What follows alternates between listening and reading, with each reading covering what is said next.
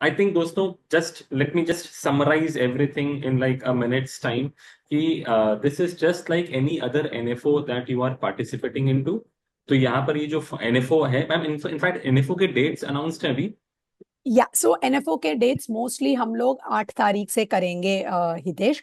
But unlike mutual fund, NFO इसमें 15 दिन का रेगुलेशन नहीं है। तो शायद हम लोग एक महीना चलाएंगे।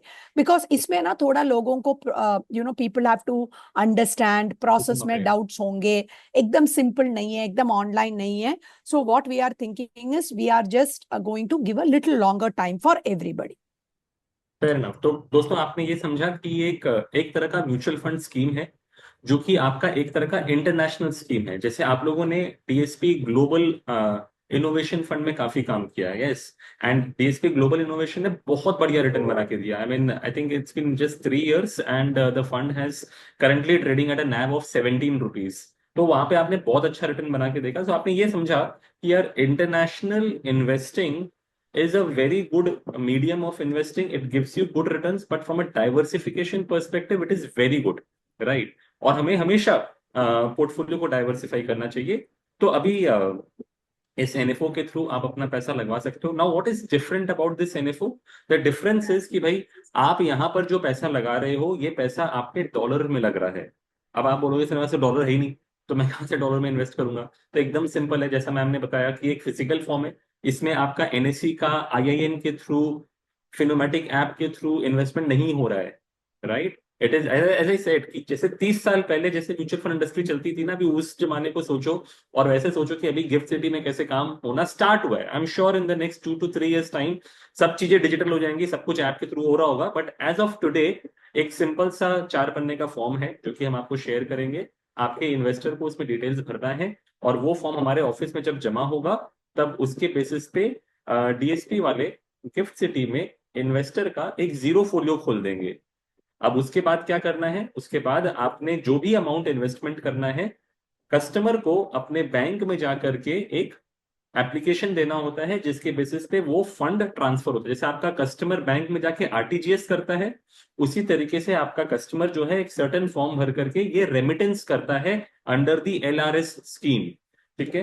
तो इस फंड का मिनिमम टिकट साइज जो है वो $5,000 है। ऊपर में कुछ भी इन्वेस्टमेंट कर सकते हैं। विच मीन्स कि अगर कोई इन्वेस्टर अगर पैसा लगाना चाह रहा है, तो कम से कम 4.5 लाख रुपए से वो शुरुआत कर सकता है। इन फ्यूचर अगर मार्केट नीचे आ गया और उसको एडिशनल परचेज करना है, या उस स्कीम के परफॉर्मेंस से बहुत सेटिस्फाइड है, उसको एडिशनल परचेज करना है, तो मिनिमम एडिशनल परचेज जो है वो $1,000 का होता है, यानी कि लाख रुपए का वो टॉपअप कर सकता है। जो मैम ने ये पूरा समझाया था कि $2.5 लाख का लिमिट्स क्या है, उसको मैं क्विकली बता दूं कि गवर्नमेंट ने इंडियन सिटीजन्स को बाहर इन्वेस्टमेंट्स करने के लिए $2,50,000 एक साल में अलाउ किया है। अब इस $2,50,000 में मेरे को अपना सारा खर्चा जो मैं बाहर करना चाहता हूँ, वो सब कुछ इसी 2,50,000 में करना पड़ेगा। यानी कि let's say for example, I can see Aruda is there in this meeting, और let's say Anirban is there in this meeting. अब इनके बच्चे जो हैं वो बाहर रहते हैं, उनके बच्चे बाहर पढ़ रहे हैं। तो होता क्या है कि अरुदा को या अनिर्बान को साल में कुछ पैसा अपने बच्चे को भेजना होता है for the tuition fees and for the वहां के रहने का खर्चा के लिए भेजना होता है। तो मान लीजिए कि इनका खर्चा $50,000 ऑलरेडी है, तो वो $50,000 वहां भेज देंगे। ठीक है? तो अब उनको गवर्नमेंट ने $2.5 लाख का लिमिट दिया, तो $50,000 तो वहां भेजना ही होगा। तो अब मेरे पास में इन्वेस्टमेंट करने के लिए $2 ही लाख बचे हैं इन्वेस्टमेंट करने के लिए। I am saying maximum side. ये फंड आपको $5,000 में इन्वेस्टमेंट ले लेगा। बट अगर आपका कोई ऐसा इन्वेस्टर है जो बोलता है भाई जितना लग सकता है मैं सारा पैसा लगा दूंगा, तो मैं बता रहा हूँ कि सर आप उसको बताओ कि सर आपकी बाहर के और जो भी नीड्स है, लेट से आपका जो बड़ा क्लाइंट है वो इस साल यूके घूमने जा रहा है, और जो यूके घूमने जा रहा है वहां पर उसका $1 लाख का लेट से $50,000 का उसका खर्चा है। तो वो $50,000 भी उसी $2.5 लाख के लिमिट में आती है। तो उसके बाद जो अमाउंट बचता है, उतना ही रुपया वो इसमें रेमिटेंस कर सकता है, राइट? अच्छा, अल्टीमेटली मैम ने ये समझाया कि इसके अंदर में पैसा जो लग रहा है, कुछ 7-8 बड़े बड़े देशों के टॉप मोस्ट कंपनीज में लग रहा है। और मैम ने इसका इन्वेस्टमेंट रैशनल लॉजिक यही समझाया कि देखो होता क्या है कि Indian companies are also good, and that is the reason why we are investing in to Indian mutual funds. But problem क्या होता है ना कि Indian companies, some of the best names are trading at extremely high valuations. And it does not make sense to participate into those companies. तो उसके जगह पर अगर वही उसी टाइप की इंटरनेशनल कंपनी अगर मेरे को अवेलेबल हो, तो वो मैं इस फंड के थ्रू खरीद सकता हूँ।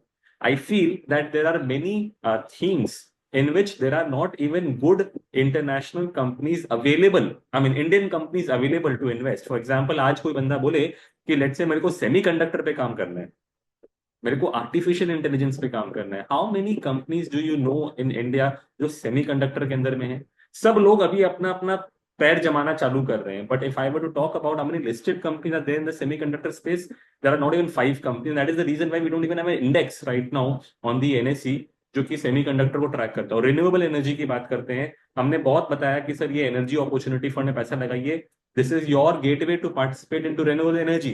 But the fact of the matter remains कि in a 100 rupee portfolio, renewable energy is not even contributing to 20-30 rupees of the entire portfolio। क्यों? क्योंकि रिन्यूएबल एनर्जी स्पेस में इतनी कंपनीज ही नहीं है जिनके ऊपर में ये फंड मैनेजर अपना पैसा लगा सके। तो वही इनका कहना है कि यार अगर सेमीकंडक्टर में अगर दुनिया की जो सबसे बड़ी कंपनी है वो अगर ताइवान पे बेस्ड है, तो मैं डायरेक्ट उस कंपनी के शेयर खरीदूंगा ना। And if you look at the returns that they made, it's stellar. अभी मेरे को एआई पे अगर कैप्चर करना है, then I would rather want to bet on the US companies जो काम फेसबुक कर रही है, या ये जो काम गूगल कर रही है, या माइक्रोसॉफ्ट कर रही है through chat GPT. I would want to invest into those companies who are way way way ahead of in the AI race as compared to the Indian companies. So there are many reasons, logics why you would want to look at this fund. But again, as I said कि देखो ये एक portfolio diversification strategy है again, right? तो आप उसी हिसाब से सोचिए। ऐसा नहीं कि किसी क्लाइंट का आपके पास में 10 लाख रुपया इन्वेस्टमेंट होने को आया तो पूरा का पूरा 10 लाख रुपया आपने यहाँ लगा दिया, ऐसा नहीं है। अगर 10 लाख रुपया आ रहा है या 20 लाख रुपया आ रहा है, तो इसमें से 5 लाख रुपया आपने इस फंड को दिया from an international diversification perspective, it is okay. But at the same time, we need to have that multi-asset allocation fund in his portfolio. We need to have some large cap, flexi cap in his portfolio, and then create an overall kitty for the client. इस fund का NFO अभी ये fund start नहीं हुआ है, जैसा कि ma'am ने बताया कि एक्सपेक्टेड है कि 8 अगस्त को ये फंड स्टार्ट होगा। एंड इसमें तकरीबन 1 महीने का समय रहेगा। ऐसा अनाउंस अभी फॉर्मली पर अनाउंसमेंट हो जाएगा, देन विल कंफर्म यू। उसके अंदर में हम एप्लीकेशंस लगा सकते हैं अपने क्लाइंटों का। And I think this is a very good way. I personally believe that I will take this product to all my clients, क्योंकि हर एक क्लाइंट जिसका मान लो आज 25-30 लाख का पोर्टफोलियो है, उसको ये 5 लाख रुपया का एलोकेशन करना कोई बड़ी बात नहीं है, वो आसानी से कर सकता है। होता क्या है कि हर बार इन्वेस्टर कुछ नया मांगता है कि देश कुछ नया आया है तो बताओ, and that is the reason why NFOs get so much of traction. But again I feel कि एनएफओस तो नॉर्मल आपको फ्लेक्सी कैप में और वो एनर्जी या आई मीन इनोवेशन में और बिजनेस साइकिल में बहुत मिल जाएंगे आपको, लेकिन इस तरह का global fund specially through the GIFT City route is very unique.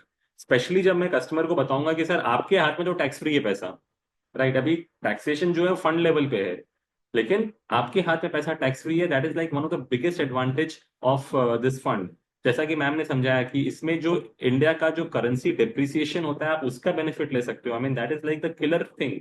By default आप मान के चलो कि सर आप प्लस 2.5% पे हो, कुछ हो नहीं हो, फंड कुछ करे नहीं करे, 2.5% का रिटर्न तो इतना आप मान के चलो कि इतना तो डॉलर, इतना तो हमारा रुपी डिप्रिशिएट होता ही है, जिससे कि आप ये रिटर्न बना लेते हो। So in fact one of the question that was coming in my mind and it got solved while ma'am was speaking कि यार अगर मेरे को पैसा लगाना ही है तो मैं डीएसपी ग्लोबल इनोवेशन में लगा दूंगा, मुझे को इस एनएफओ में लगाने की क्या जरूरत है? तो मैम ने कहा इसके दो जवाब हैं। पहला मैम ने बताया कि देखो पहला बात तो ये कि डीएसपी ग्लोबल इनोवेशन फंड अभी पैसा ले ही नहीं रहा है, आप क्या कर लोगे? आप पैसा नहीं लगा सकते हो, and it is the reality. आपको पता होना चाहिए कि आरबीआई ने एक लिमिट बांध रखी है म्यूचुअल फंड इंडस्ट्री पे कि पूरी म्यूचुअल फंड इंडस्ट्री के जितने भी स्कीम्स हैं अगर बाहर पैसा भेजना चाहें तो उस पे $8 बिलियन का लिमिट है। And these limits I think for the last 2 years are already exhausted. तो अभी क्या होता है ना कि कोई नया लिमिट खुलता ही नहीं है, तो बोल करके ये मैक्सिमम जितने फंड्स आप जानते हो मार्केट के अंदर में, ये सारे फंड्स जो हैं आपसे नया पैसा लेते ही नहीं है। तो अभी जेन्युइनली मैं आपको बता रहा हूँ कि इन्वेस्टर्स का बहुत डिमांड आ रहा है कि मेरे को एआई रिलेटेड कोई फंड बताओ, मेरे को सेमीकंडक्टर रिलेटेड कोई फंड बताओ। And honestly I do not have an option. I mean आप लोगों ने देखा होगा मेरे का फैंग फंड आया था, मेरे का आर्टिफिशियल इंटेलिजेंस फंड आया था, एंड जस्ट नाम से ही इन्वेस्टर को इतनी क्यूरियोसिटी थी कि वो आके बोलते हैं कि वो मेरे का आर्टिफिशियल इंटेलिजेंस फंड के अंदर पैसा लगाना है। मैं जाकर के मेरे को बोला कि सर मैं एक चेक लगा रहा हूँ आपके पास में, इसमें इन्वेस्टमेंट करा दूंगा, but they said that I am not taking money.